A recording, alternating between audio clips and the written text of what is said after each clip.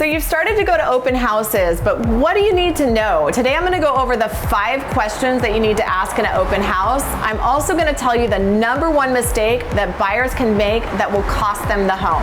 Come on in.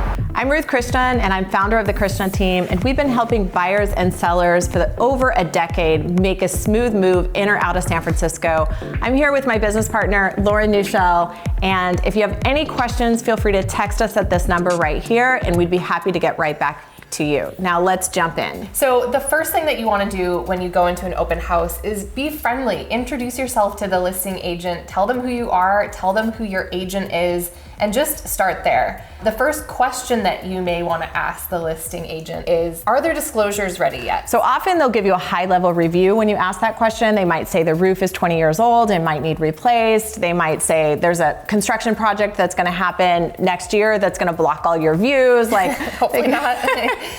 They can say a lot of things. So I think just getting those answers while you're standing there, because it is hard to understand things in black and white. Yeah. It's a very different experience to be in the house and be able to look at those things in person. So disclosures are the 300 to 500 page packet that tells you everything you need to know about the property, from seller disclosures to inspections.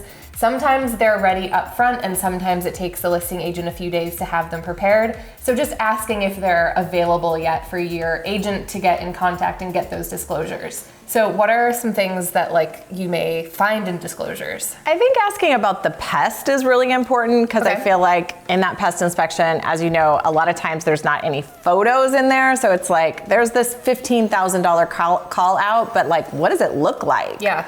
So maybe just asking the listing agent, where are the different elements in the house that the pest inspection is calling out? Sometimes it's the back stairs or the deck has wood rot. And so they can maybe direct you to the biggest cost items, and you can even go take a look yourself in person. Another thing you may want to ask is there knob and tube wiring in the home? So it's kind of the old legacy wiring system. We're finding that some insurance companies are more difficult. You will get insurance, but some insurance companies are having a hard time or not insuring knob and tube at all. So being aware of this so that you can check into the insurance ahead of time and be prepared for that is really, really important. And we did do another video that I'll post right here, all about insurance and the pitfalls of insurance. What about condos? So for condos, I think there's a big difference between the high-rise buildings and the low-rise buildings. But in the high-rise buildings, I think finding out has there been any litigation in the building is really important, especially if it's current, right? Yeah. Because if it's current, then we know there could be some problems with loans. Yep.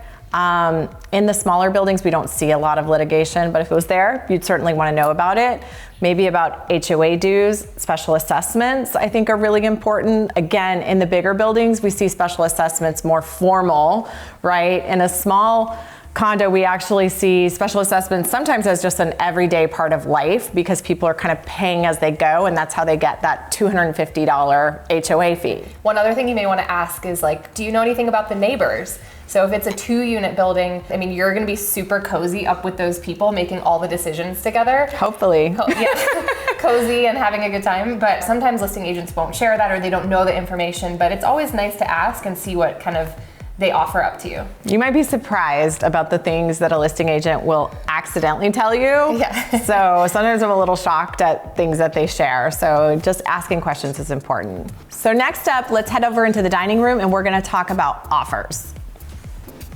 So depending on how a property is priced, there could be offers really quickly, or a house could be sitting for a really long time. So just asking the agent, is there a plan for offers? Are you setting an offer date? Are you open to a preemptive? I think all of these questions are really important to find out. So we always tell our clients, if they like a house, to text us immediately and let us know so that we can talk to the agent. But if you've gathered up some of this information already, that's super, super useful. And your agent's gonna be in touch and make sure that you don't miss out on a preemptive. You may also want to ask just how many offers are they expecting? Sometimes it's hard for a listing agent to know that, especially if it's the first weekend. So they may say not sure yet, trying to assess interest, but depending on, you know, how many days it's been on the market, they may have a better sense for offer day what the situation is going to look like. So that leads us into our number 3 question, trying to get a sense of where it's going to land price-wise. Most listing agents are not going to kind of come out and tell you that, but a back-ended way to ask that question is, what comps are you using? Is there a particular comp that feels really similar to this home that you and your sellers have been eyeing? Obviously, your agent should also run comps for you, but understanding what the seller's expectations is a really important thing to know. Sometimes sellers want really ridiculous numbers that they're not going to get, but I do think it's a good piece of information as a guidepost, especially if it's like a $995 special that we think is going to sell for $1,617. Just understanding what the seller is expecting will let you know at least an idea of where it might go. Number 4 is there anything specific that the seller wants to see in the offer? So some examples of that might be a rent back, like maybe they haven't moved out of the property and they want to have a couple months to stay in it, in which case, you know, you close early and then give them some time. Price is usually the biggest thing that most people care about, but you will get some information out sometimes from agents, like, you know, a quick, clean close is really important. Most people want that too. But it can give you a little sense if the seller has a particular situation that they're trying to kind of figure out, and maybe you can help them and stand out amongst other offers because you're giving them what they want. And also sometimes a seller might have something like a bridge loan, in which case they're going to be very, very sensitive to a quick close because they're paying extra fees.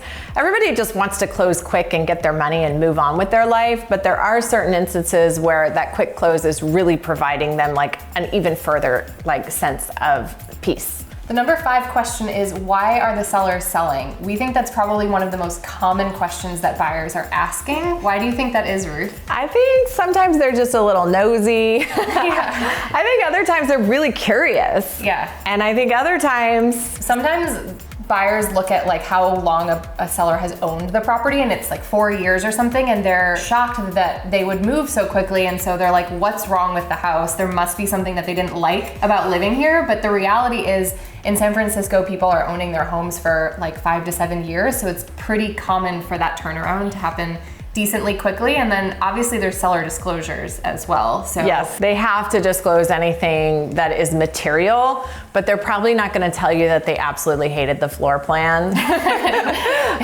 They probably are not going to tell you that they're getting a divorce, but sometimes you can get some information about who the sellers are.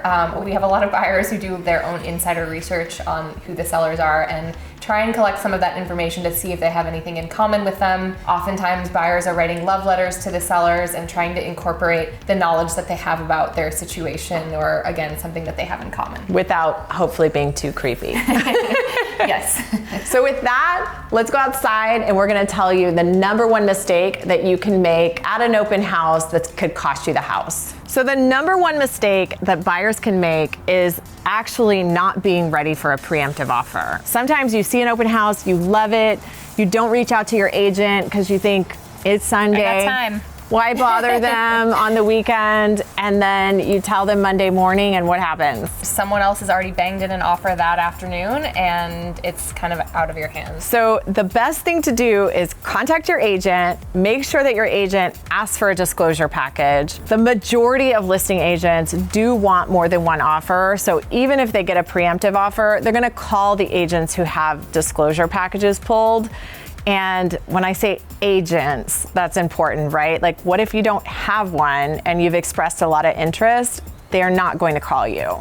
So just being aware that preemptive offers actually are fairly common, and being ready to make sure that you have your cards in place so that you can be ready to move forward if you want to be in the loop. If you love the home, like, it's crazy to say this, but the 30 minutes you spent in the open house may be the only 30 minutes that you were at that house before you're writing an offer. So if you want to test your car, if you want to just look more around the neighborhood, definitely take your time to do that while you're there, so that if you need to make a really quick decision, you have the information you want to know. If you want to know more about buying in San Francisco, check out this video where I debunk some things for buyers. Also, check out in the description below, we're going to put a link to our vlog that has lots of neighborhood videos.